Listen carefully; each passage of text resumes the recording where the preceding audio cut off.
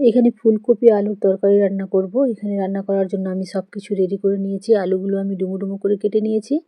নিয়ে নিয়েছি মটরশুঁটি, টমেটো, এখানে আদা রসুন পেস্ট করে নিয়েছি। আলুগুলো আমি প্রথমে ভেজে নিব। আলুগুলো আমি লাল লাল করে ভেজে নিব।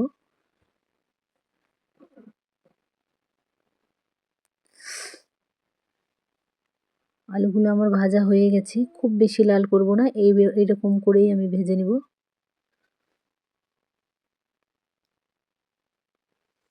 আলুগুলো ভাজা হয়ে গেছে, আলুগুলো এবার আমি তুলে নিব।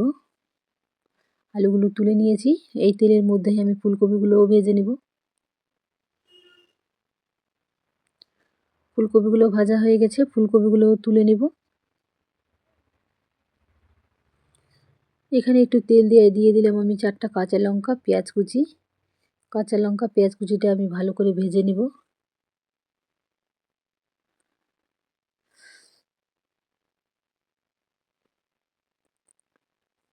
ভাজা হয়ে গেছে, এবার টমেটো দিয়ে দিলাম। টমেটো দিয়ে একটু সময় নিয়ে আবার ভেজে নিব। এখানে হলুদ গুঁড়ো, ধনে গুঁড়ো দিয়ে আর একটু সময় নিয়ে কষিয়ে নিব। এবার আমি এখানে দিয়ে দিলাম আদা রসুন পেস্ট, একটু জল দিয়ে একটু কষিয়ে নিব।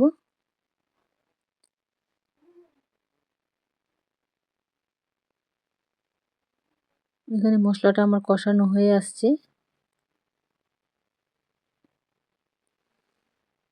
একটু জল দিয়ে আর একটু কষিয়ে নিব।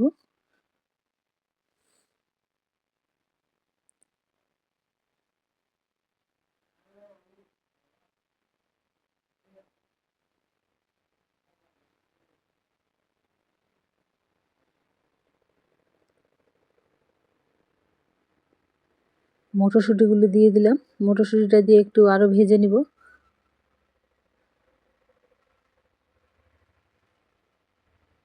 এবার আমি দিয়ে দিলাম ভেজে রাখা ফুলকপি আলুগুলো, দিয়ে ভালো করে এটাকে কষিয়ে নিব।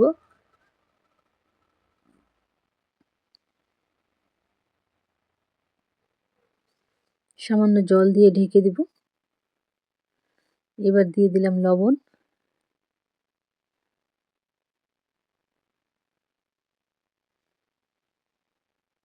লবণ দিয়ে ভালো করে আমি এটা কষিয়ে নিব একটু সময় নিয়ে।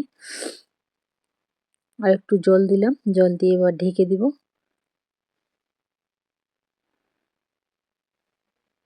রান্না আমার প্রায় কমপ্লিট।